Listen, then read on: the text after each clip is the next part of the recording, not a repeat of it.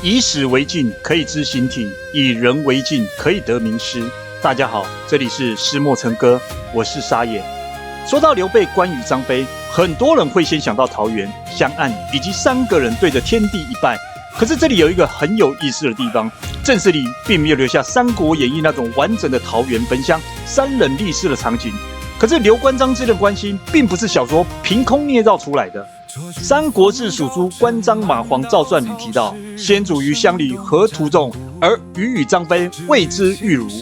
意思是说，刘备在乡里聚合人众时，关羽和张飞就在他身边，替他抵御外来的威胁。这句话很实际，它不是桃园底下的浪漫，也不是戏台上的香案，而是一个早期小集团最现实的样子。刘备要立足，就必须有人替他撑住场面。接着，《三国志》又写：“先主与2人寝则同床，恩若兄弟。”这句话就是后来桃园故事能生根的土壤。正史没有说他们在桃园拜过天地，却说他们恩若兄弟。可是《三国志》又写：“而仇人广作，势力终日，随先主周旋，不避奸嫌。”私底下他们恩若兄弟，公开场合，关羽、张飞仍然势力在刘备身边，随着他周旋奔走，不避奸嫌。所以正史里的刘关张不只是我们今天说的拜把兄弟而已，这里面有亲近，有主从，有追随，也有共患难。《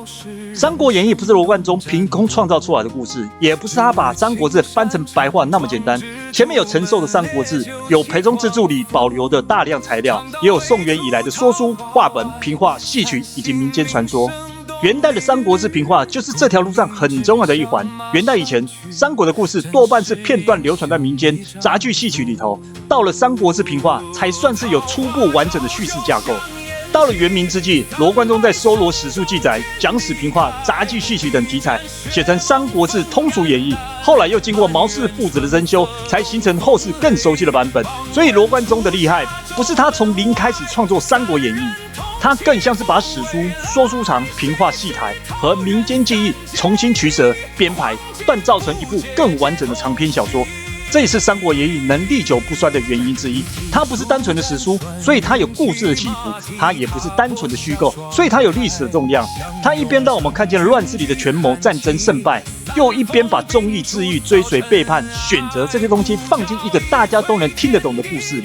所以《三国演义》的伟大，是他把一段复杂的乱世写成后世能理解的人心、权力、忠义与成败的共同语言。有人读它看的是战争，有人看的是权谋，有人看的是君臣，也有人看的是兄弟。甚至到了后来，《三国演义》也不只被当成小说来阅读。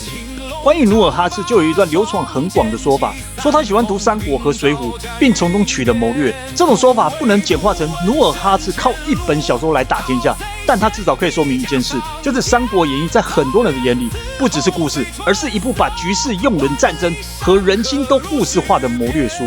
可是很有意思的是，这么一部能讲权谋、战争和天下大事的小说，真正开门的地方却不是权谋，也不是战争。第一回回目写得很清楚：宴桃园豪杰3结义，斩黄巾英雄立首功。这个顺序很重要。他们3个人不是打赢了回来喝酒庆祝，然后说我们感情很好，不如拜个兄弟。《三国演义》一开始就把义放在公的前面，这个安排其实就是整部书开门的利益。你接下来会看见战争、权谋、用人、成败。可是，在这些之前，小说先问了一个很根本的问题：人在乱世里为什么愿意跟另一个人走？如果说三国的故事是一本巨作，那么桃园3结义就是替追随和同心立下了第一个画面。而这3个人后来之所以深植人心，是因为他们在历史、文学和民间想象里长出了完全不同的面貌。我们先说关羽，正史里的关羽是刘备身边最重要的武力支柱之一。他和张飞一起被公认为万人敌，可是到了《三国演义》里，关羽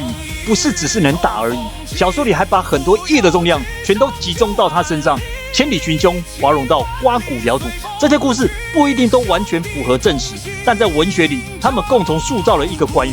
这个关羽不只是武将，他是一个把承诺守成重量的人。也因为这样，关羽后来不只是留在小说里，他从关云长变成关公，再变成关老爷，进而一步一步走进庙宇的香火里，成为关圣帝君。这条路很长，他不是在某一个朝代突然凭空创造出来的。关羽的信仰从民间戏曲、说书、宗教和官方祭祀里一层一层被推高。新北客家民俗信仰馆对关圣帝君的介绍就是说，关羽因忠义形象，死后被民间所尊崇，后来也被官方肯定，在历代帝王追封下晋升为帝。但如果单纯讲武庙，这里就更有意思了。武庙最早的主事并不是关羽，唐代武庙原本是以姜太公为主事，像关羽这样的历代名将，最初只是从事配享的系统而已。换句话说，关羽不是一开始就站在武庙最高的位置。关帝崇拜的研究也指出，北宋初期，关羽在国家祭祀中并没有特殊的地位，后来随着民间崇拜、官方追封和政权需要，地位才逐步上升。到了明清以后，关羽在官方祭祀里位置又更高了。单就忠义而言，后人也常会拿关羽和岳飞来做比较。如果你对岳飞这条线有兴趣的话，也可以去听我之前做的《满江红》，那里写的是另一种忠义，从靖康之耻、收复河山、12道金牌到莫须有的冤狱。可是关羽和岳飞不一样，岳飞的忠义永远很难离得开抗金这个历史记忆。清朝作为满洲政权，在政治语境里，对岳飞这种抗金名将的象征确实比较敏感。雍正年间将岳飞移出武庙，推尊关羽的说法，也常被放在这个背景下讨论。但这里不能说清朝凭空创造出关羽的信仰，也不能说关羽成神完全是政治操作。更精准的说，应该说关羽的信仰原本就在宋元明以来的民间和官方系统里本来就累积得很深。清代作者只是把这个已经存在的信仰推到更高、更正确的位置。再来说说张飞，张飞在文学和戏曲里的形象大家都很熟，抱头还眼，身若巨雷，火爆直接出豪，好像一出场就要拍桌瞪眼，提毛冲出去的样子。可是如果把张飞看成莽夫，这样也不够客观。正史里的张飞当然够猛，长坂坡那一段《三国志》写得非常有画面。飞巨水断桥，瞠目横马，他只带了20轻骑断后，曹军竟然没有人敢近前。但张飞不是只有猛，到了江州，张飞申请严颜，严颜不肯投降。他说：“我州但有断头将军，无有降将军也。”张飞一开始发怒，叫人把他拉下去斩了。严颜脸色不变，又回一句：“斫头便斫头，何为怒也？”照一般想象，火爆的张飞应该直接砍下去了。可是《三国志》接着写：“飞壮而视之，引为宾客。”张飞佩服他的气节，反而放了他，还把他引为宾客。这说明张飞不是只会意气用事，他看见严颜的硬骨头，认出那不是嘴硬，而是气节。后来巴西之战，张飞与张合相持50多天，《三国志》写他率精卒从别路接济，又利用3道狭窄，让张合前后不得相救，最后大破张合。这也不是单靠勇猛就能做到的，因为一个冲动的人不会等50多天，一个只靠蛮力的人也不会选在3道狭窄、敌军前后不能相救的地方下手。所以张飞确实出列，但不等于出招。他可以身若巨雷，也可以识得气节；他可以横矛断桥，也可以抓住地形破敌。但陈寿对他也不是一面倒的称赞。《三国志》的评语里说，关羽、张飞称得上万人之敌，唯是虎臣。又说张飞爱敬君子而不恤小人。这句评价很精准，他敬重君子，能欣赏像严颜那样有气节的人，可是他不体恤部下，行杀过度，最后也因此招来杀身之祸。所以张飞就是火，就是烈，就是冲在最前面的人。但这把火也不是完全没有方向。至于刘备，这集我不讲太长，因为刘备最重要的就是聚合的能力。历史上，他能让关羽、张飞很早就追随他；在文学上，他成为桃园3义的中心。民间看刘备，也常把他看成能聚集不同力量的人。所以说，如果刘备是聚合的中心，关羽就是忠义的重量，张飞就是行动的烈火。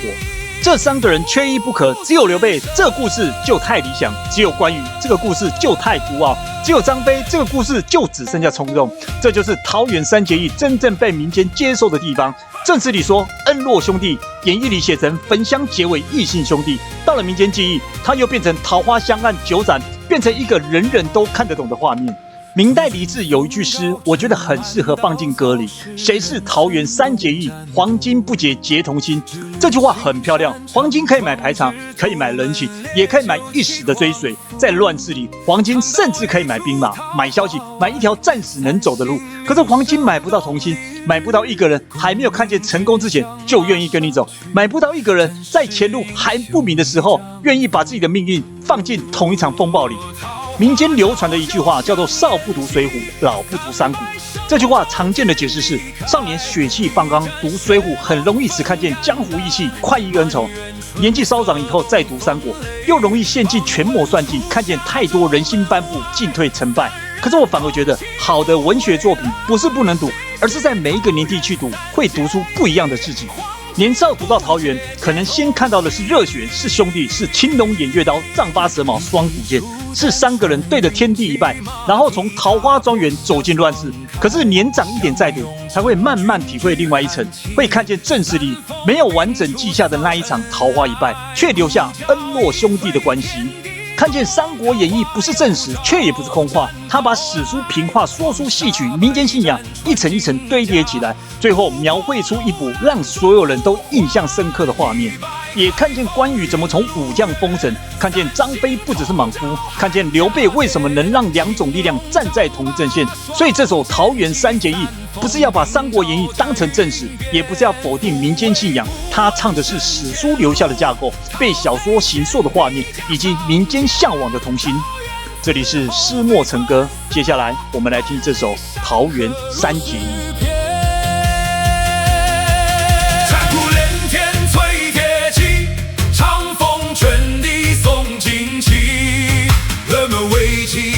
限量白玉放高价一匹，三骑并肩开夜路，一声铜炬破重围，汉家烽火燃山外，桃园豪气正如雷。三声贺击山河震，三骑横开虎豹关，报君黄金台上你提携玉龙为君死，一百春风开汉道，三人肝胆照乾坤，桃花不问英雄心，只想起千朝血梦，大鹏一日同风起，扶摇直上9万里，7万里随风去，兄弟同心照古今。桃园春色燃如火，三人英气如九州，一骑自此传风气，千秋悠长